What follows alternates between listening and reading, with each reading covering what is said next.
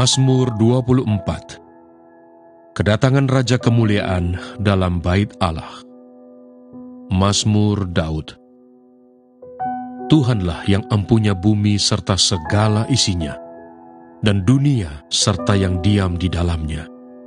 Sebab dialah yang mendasarkannya di atas lautan dan menegakkannya di atas sungai-sungai. Siapakah yang boleh naik ke atas gunung Tuhan? Siapakah yang boleh berdiri di tempatnya yang kudus?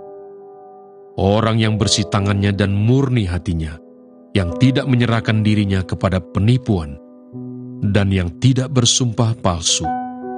Dialah yang akan menerima berkat dari Tuhan dan keadilan dari Allah yang menyelamatkan dia. Itulah angkatan orang-orang yang menanyakan dia, yang mencari wajah-Mu, ya Allah Yakub. Angkatlah kepalamu, hai pintu-pintu gerbang, dan terangkatlah kamu, hai pintu-pintu yang berabad-abad, supaya masuk Raja Kemuliaan. Siapakah itu Raja Kemuliaan? Tuhan, jaya dan perkasa. Tuhan, perkasa dalam peperangan. Angkatlah kepalamu, hai pintu-pintu gerbang, dan terangkatlah kamu, hai pintu-pintu yang berabad-abad, supaya masuk Raja Kemuliaan. Siapakah dia itu, Raja Kemuliaan? Tuhan semesta alam, dialah Raja Kemuliaan. Sesudah Yesus menyeberang lagi dengan perahu, orang banyak berbondong-bondong datang lalu mengerumuni dia, sedang ia berada di tepi danau. Datanglah seorang kepala rumah ibadat yang bernama Yairus. Ketika ia melihat Yesus, tersungkurlah ia di depan kakinya, dan memohon dengan sangat kepadanya, "Anakku perempuan sedang sakit, hampir mati.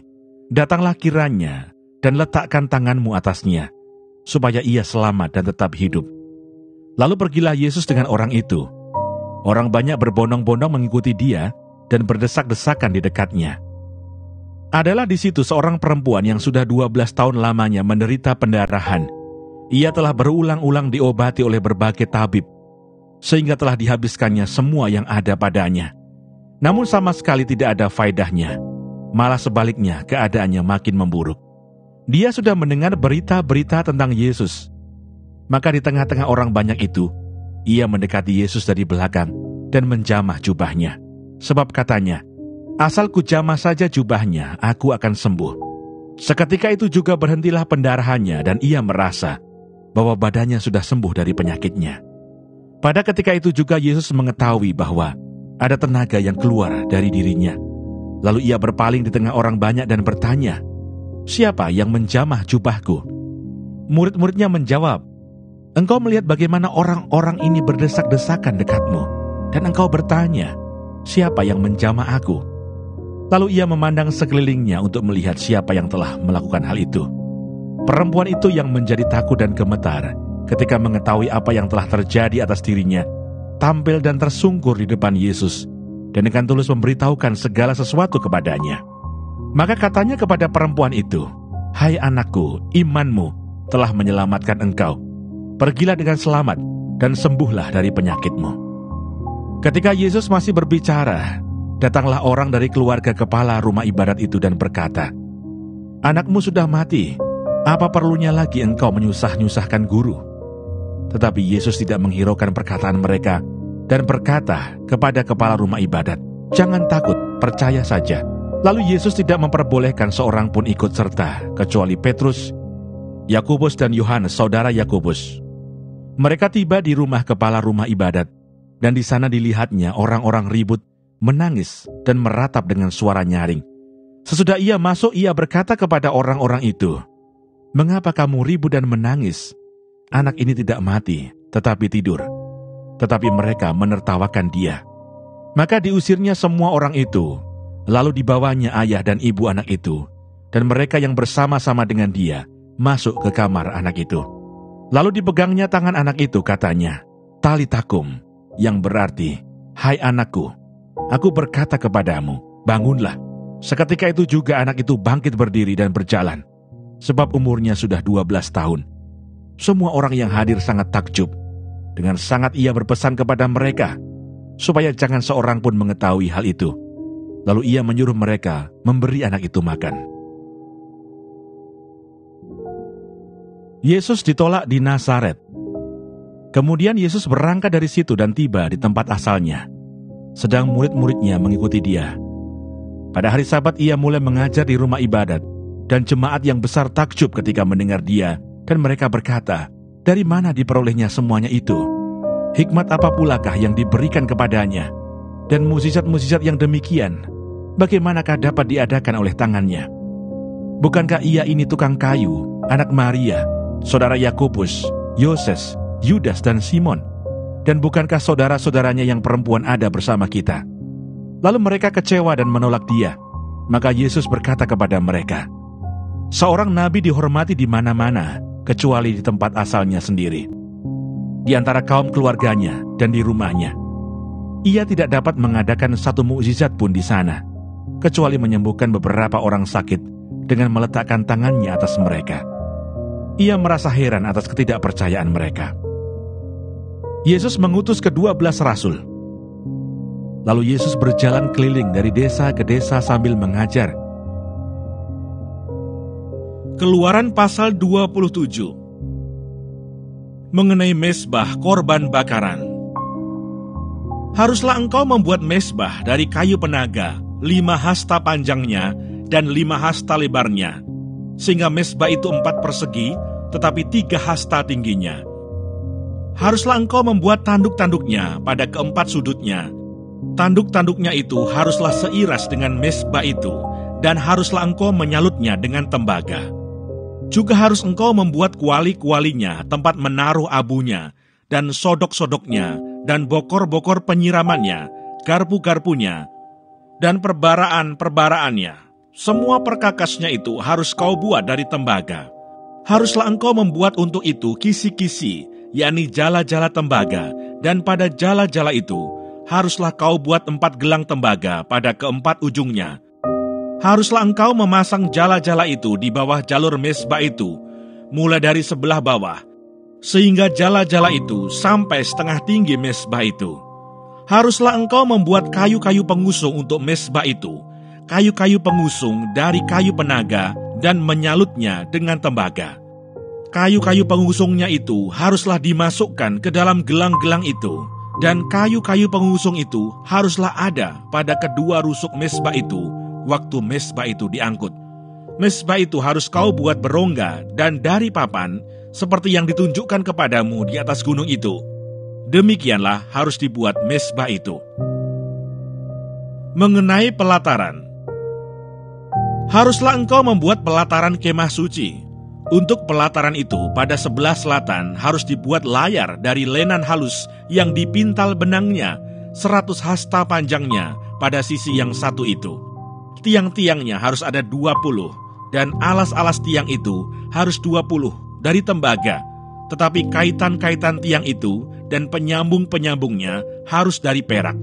Demikian juga pada sebelah utara, pada panjangnya harus ada layar yang 100 hasta panjangnya. Tiang-tiangnya harus ada 20, dan alas-alas tiang itu harus 20 dari tembaga.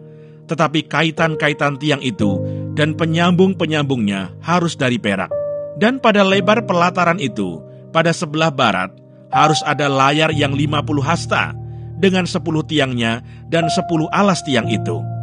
Lebar pelataran itu, yaitu bagian muka pada sebelah timur, harus 50 hasta. Yakni 15 hasta layar untuk sisi yang satu di samping pintu gerbang itu, dengan 3 tiangnya dan 3 alas tiang itu. Dan juga untuk sisi yang kedua di samping pintu gerbang itu, 15 hasta layar, dengan 3 tiangnya dan 3 alas tiang itu. Tetapi untuk pintu gerbang pelataran itu, tirai 20 hasta dari kain ungu tua dan kain ungu muda, kain kirmisi, dan dari lenan halus yang dipintal benangnya. Tenunan yang berwarna-warna dengan 4 tiangnya dan 4 alas tiang itu. Segala tiang yang mengelilingi pelataran itu haruslah dihubungkan dengan penyambung-penyambung perak, dan kaitan-kaitannya harus dari perak dan alas-alasnya dari tembaga. Panjang pelataran itu harus 100 hasta, lebarnya 50 hasta, dan tingginya 5 hasta, dari lenan halus yang dipintal benangnya, dan alas-alasnya harus dari tembaga. Adapun segala perabotan untuk seluruh perlengkapan kemah suci, dan juga segala patoknya dan segala patok pelataran, semuanya harus dari tembaga. Mengenai minyak untuk lampu, haruslah kau perintahkan kepada orang Israel, supaya mereka membawa kepadamu minyak zaitun tumbuk yang murni untuk lampu, supaya orang dapat memasang lampu agar tetap menyala. Di dalam kemah pertemuan di depan tabir yang menutupi tabut hukum, haruslah Harun dan anak-anaknya mengaturnya dari petang sampai pagi di hadapan Tuhan. Itulah suatu ketetapan yang berlaku untuk selama-lamanya bagi orang Israel turun-temurun. Keluaran pasal 28 mengenai pakaian imam. Engkau harus menyuruh abangmu Harun bersama-sama dengan anak-anaknya datang kepadamu dari tengah-tengah orang Israel untuk memegang jabatan imam bagiku, Harun dan anak-anak Harun, yakni Nadab, Abihu, Eleazar, dan Itamar. Haruslah engkau membuat pakaian kudus bagi Harun abangmu sebagai perhiasan kemuliaan. Haruslah engkau mengatakan kepada semua orang yang ahli, yang telah kupenuhi dengan roh keahlian, membuat pakaian Harun untuk menguduskan dia, supaya dipegangnya jabatan imam bagiku. Inilah pakaian yang harus dibuat mereka: tutup dada, baju efod, gamis, kemeja yang ada raginya, serban, dan ikat pinggang. Demikianlah mereka harus membuat pakaian kudus bagi Harun abangmu dan bagi anak-anaknya, supaya ia memegang jabatan imam bagiku. Untuk itu haruslah mereka mengambil emas, kain ungu tua, dan kain ungu muda, kain kirmisi, dan lenan halus. Baju efod itu harus dibuat mereka dari emas, kain ungu tua dan kain ungu muda, kain kirmisi dan lenan halus, yang dipintal benangnya, buatan seorang ahli. Haruslah ada pada baju efod itu 2 tutup bahu yang disambung kepadanya. Pada kedua ujungnya lah harus baju efod itu disambung. Sabuk pengikat yang ada pada baju efod itu haruslah sama buatannya dan seiras dengan baju efod itu, yakni dari emas, kain ungu tua, kain ungu muda, kain kirmisi, dan lenan halus yang dipintal benangnya. Haruslah kau ambil 2 permata krisopras dan mengukirkan nama para anak Israel pada permata itu. 6 dari nama mereka itu pada permata yang pertama, dan ke-6 nama lagi pada permata yang kedua, menurut urutan kelahirannya. Seperti buatan seorang pengasah permata, diukirkan seperti meterai. Demikianlah harus kau ukirkan pada kedua permata itu nama para anak Israel. Dililit dengan ikat emas harus kau buat permata itu. Kemudian haruslah kau taruh kedua permata itu pada kedua tutup bahu baju efod sebagai permata peringatan untuk mengingat orang Israel. Maka ke hadapan Tuhan, haruslah Harun membawa nama mereka di atas kedua tutup bahunya menjadi tanda peringatan.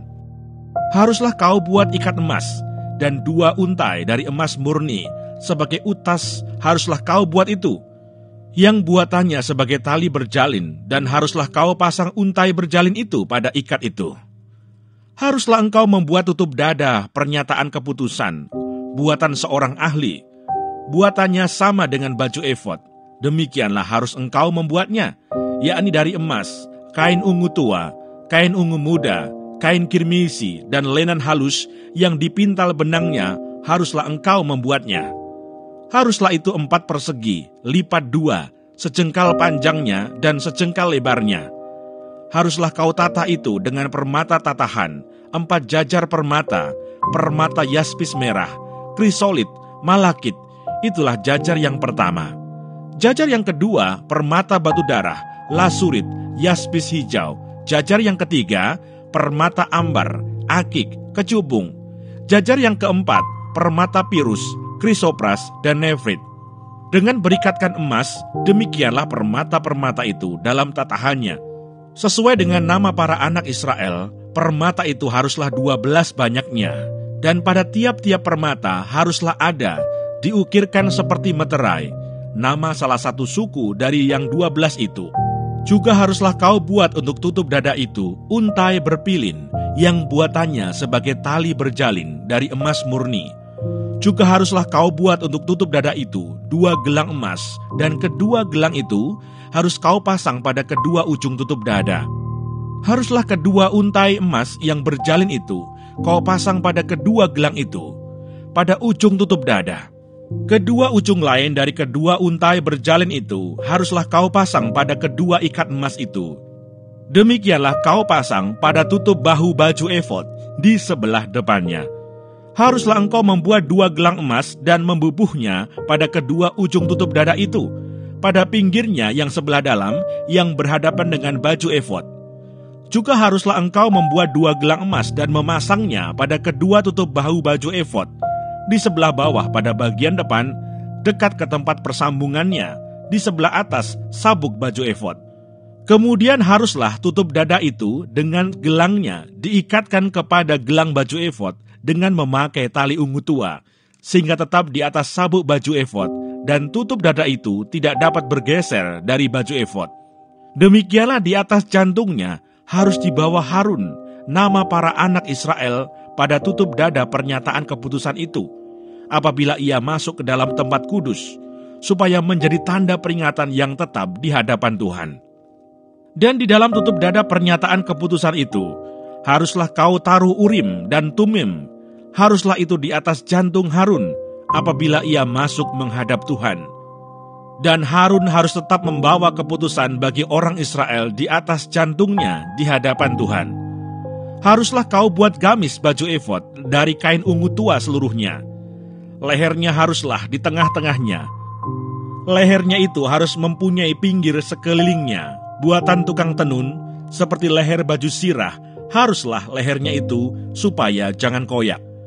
Pada ujung gamis itu haruslah kau buat buah delima dari kain ungu tua, kain ungu muda dan kain kirmisi, pada sekeliling ujung gamis itu, dan di antaranya berselang-seling giring-giring emas, sehingga 1 giring-giring emas dan 1 buah delima selalu berselang-seling pada ujung gamis itu.